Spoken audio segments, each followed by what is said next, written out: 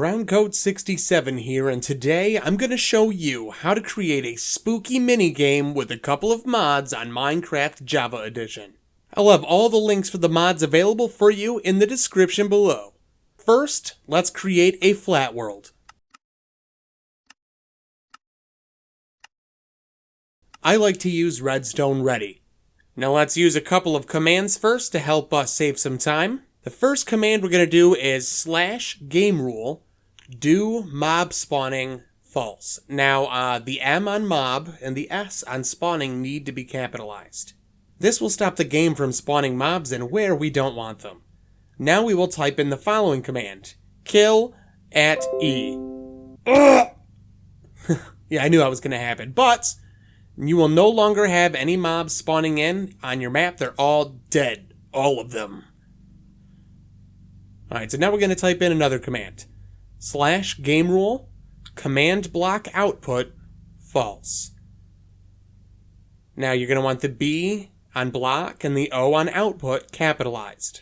Alright, and now I'm going to have you use a teleport command just to make sure that you're at the same coordinates as me.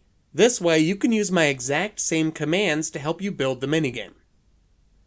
So we're going to do /TP -470 space 57 space -310. And voila, here we are. Now we can begin the real work. I'm going to use the fill command to create a massive black cube. Normally something this big would take me an hour or so, but with the fill command I can do it in minutes. You'll see on this graph that I have up that I have 4 sets of coordinates that make a huge square. With these coordinates I can fill the space in between them. First, I'm going to make the bottom of the cube. We'll need to be close or use the force load command to make sure that these spawn in. Alright, so first I'm going to type /fill -479 56 -246, and then it's -419 56 -306, and then I'm going to do concrete 15.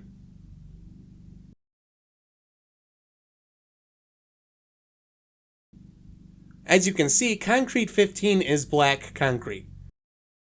So now I have a 60 by 60 block square made out of black concrete on my ground.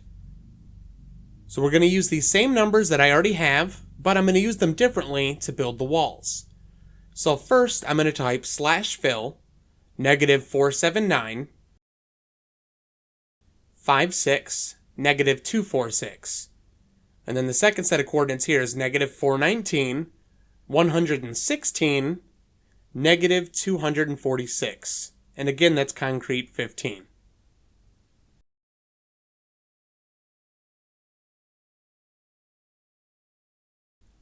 So looking at the graph, you'll see that I just created a 60 block tall wall along the top edge of our square. Now let's get the other 3 walls done. I'm going to do fill -479 56 -246 -479 116 -306, and that's concrete 15. There we go. Now I've got those two. /fill -479 56 -306 -419 116 -306, and again concrete 15. Alright. Now we're going to do /fill -419 56 -306 -419 116 -246 concrete 15. And there we have it. We have most of our cube done. Let's put some water in before we seal off the top. Using almost the same fill command that I used for the floor of the cube, I'm going to create a 1 block layer of water on top of the floor. For this, I'm going to type /fill -478 57 -247 -420 57, negative 305, and this one is water.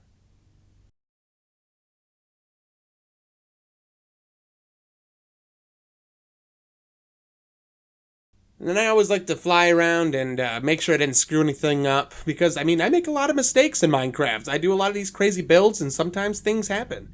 It's funny sometimes, and sometimes I want to throw my computer down an elevator shaft. Alright, now we have our water floor. Things are coming along well. Now we can call upon our first mod, which is going to be the custom NPC mod. This mod is super handy, and is the main reason I'm doing this video in 1.12. So let's pull out the tools we need here. We're going to grab the hoe, we're going to grab the sword, and we're going to grab the axe. So using the hoe, I'm just going to create a new NPC.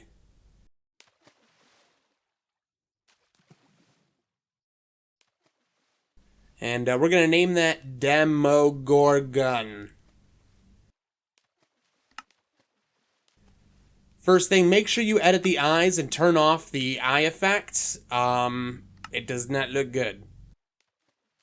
Then we're going to head down here and we're going to click this until it says URL, and we're going to set our skin. I like to use Nova Skin to find skins I need. I'll post the link for the skin I'm using down with the mods below. But we're going to paste that link right in here, and there, I have a Demogorgon. Sort of. Alright, using that same tool, we're going to go back in and make some changes. Make it taller. We're going to make it aggressive so that it attacks neutral and good aligned mobs. Gonna change its health and make it resistant to everything. Alright, now I will use the sword and create the path for our Demogorgon. You'll see an updated version of our graph here showing where I want to set the path. You'll also see the aggro range of the Demogorgon if it's set to 16. So I'm going to go ahead and tap this guy with the sword, and then I'm going to click on the path on those 4 points to make sure that he follows a square pattern. Alright, so I'm going to click here.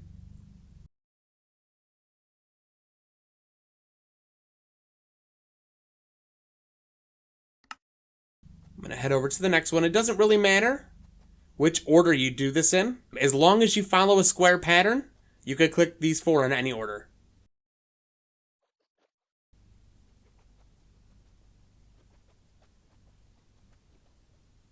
Alright. Now let's double check his settings. We're going to want to make sure that the NPC is following a path and that it's set to loop. We want it looping. And then we could also make the damage high or low, whatever you want. And I always make it so that it doesn't swim. It kind of makes it a little slower. Once we have the NPC ready, we're going to switch over to the axe and we're going to save it. The axe allows us to clone NPCs, save them and their details, and then just spawn them in. So if anything ever happens to your NPC, you can just respawn it in. Alright, perfect. So now we're going to seal off the top. For that, I'm going to do /fill, negative 479, 116, negative 246, negative 419, 116, negative 306, concrete 15. Alright, now on the outside of the cube, we're going to make our respawn area. This is where you go when you die and where you can rejoin the minigame. I recommend that it's at least 10 blocks away from the cube. I'm going to design my room to resemble the rec room in Stranger Things where Eleven came from.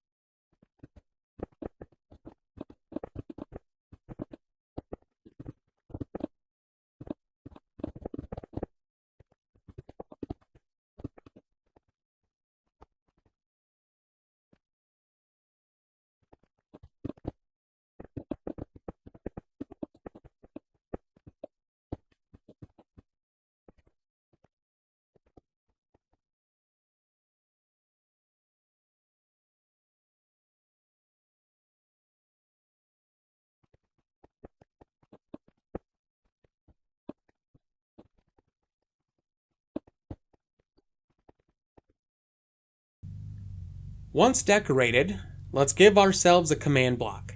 We're going to do /give @s command_block. Now, before we use the command block, we're going to pick a spot in the room where we want the world spawn point to be set. And then we're going to do /set world spawn, and it's going to save that spot as the spawn point. Alright, so now I'm going to put a button over here.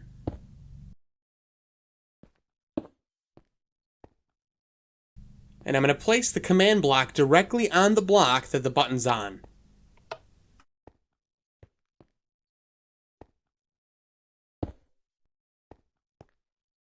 Now, inside of this command block, I'm going to type /scoreboard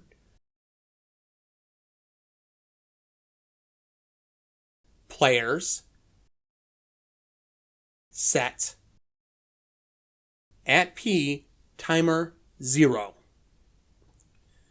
Now, every time this gets pressed, it's going to set a scoreboard called timer to 0 for that player. But in order for this to work, we're going to need to create the actual scoreboard timer.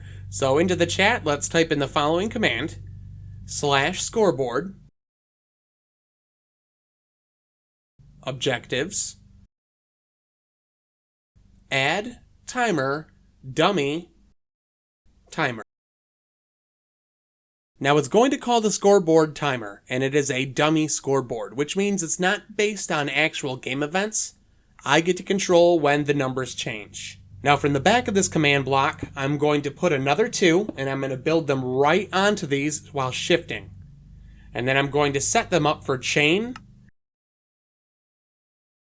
always active, conditional.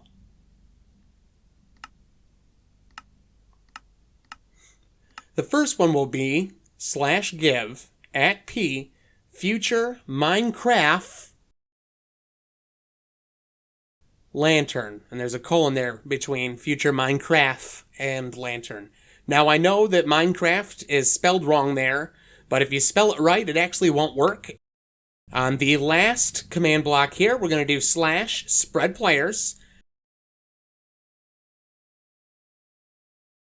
-449 -276 20 25 false @p. Now what this is going to do is when I press the button, it's going to take the nearest player and it's going to randomly position them on top of the cube. There's not going to be any set starting point, it's going to be random. And then I'll have another command block to place you down inside of the cube. So heading up on top of the cube, around the -449 on the x-axis and -276 on the y, right in the middle, we're going to put a command block down. This one is going to be checking for players that get brought up here using that spread players command and then teleport them down into the cube. So first, this one's going to be /test4 @a, and then it's going to be bracket r equals 32. So it's going to look for all players that are up here within a range of 32 blocks.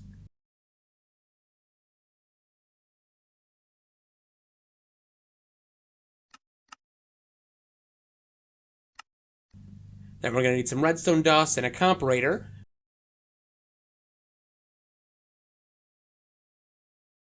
And we're going to place the comparator right off of the command block. And then we're going to place redstone dust here on the ground, and then the other command block. This one here, we're going to go ahead and type /TP @a, again square bracket r equals 32, close that square bracket off. And then it's going to be tilde, space tilde, -58, space tilde. So what this is going to do is it's going to, any players that are up here, it's going to trigger this to teleport you down, and the only axis it's going to adjust is the y-axis, and it's going to put you -58, which is basically right above the water. It's just a small drop, and poof, you're down. Alright, now we're going to place redstone dust right on top of the command block, and haha! Now we're inside. Let me kill myself here to get out.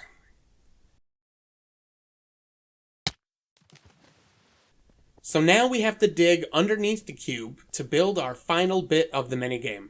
This is going to involve some more command blocks and some redstone. Now here we're going to build a redstone clock. We're going to need a redstone torch, some redstone dust, comparator, and repeaters. So right here at -449x and -276, sorry, z, not y, z, we're going to put the command block down. And then we're going to position our redstone clock around it.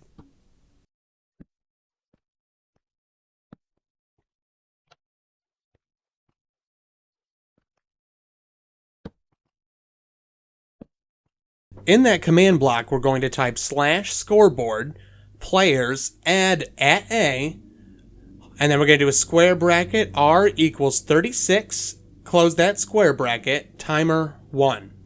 So now we need to adjust the repeater so that our timer is increasing about once per second.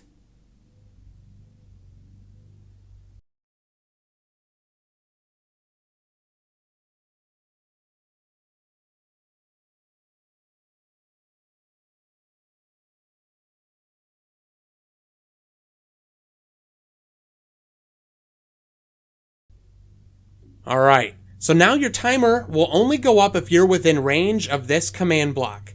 You may need to tweak the range of 36 depending on how close your respawn area is, but it should be good. Alright, so now we have some more command work to do. We're going to do /scoreboard, objectives, set display, sidebar, timer. This is going to display all the current scores on the sidebar of the screen, because this is built, of course, to work with other players. What's the point of doing something creepy if you can't scream like a girl with your friends at 2 a.m.? Alright, lastly, we got a couple more commands here. These are basically just to help keep it dark. First one we're going to do is /time set, and we're going to do 18,000. And then we're going to do /game rule, do daylight cycle false. The D on daylight and the C on cycle are going to have to be capitalized. So this is going to set it to right around like midnight, and it's not going to let the daylight cycle continue, so it's going to stay dark. So inside of the minigame, it's going to be horribly scary. So if we switch over to survival mode and hop inside, I could give you a demonstration of what's going to happen. But first, before we do, there's one thing I forgot. We're going to do /game rule spawn radius 0, and the R on radius needs to be capitalized. This is going to make it so that you spawn directly in on the point that you need to inside this room. Otherwise, you might spawn on top of it. You might spawn on the other side of the walls. This is just going to make sure that you stay inside the game area. Alright, that's it. The minigame is complete. Let me show you. As I said, switched over to survival mode. Now, if you like this, check out this other video where I built a minigame called King of the Hill using over 100 command blocks. It's definitely not a step-by-step tutorial, but it'll give you some good ideas on ways that you can build minigames. Ooh, this is really scary. Alright, everybody, I'll catch you next time. Oh.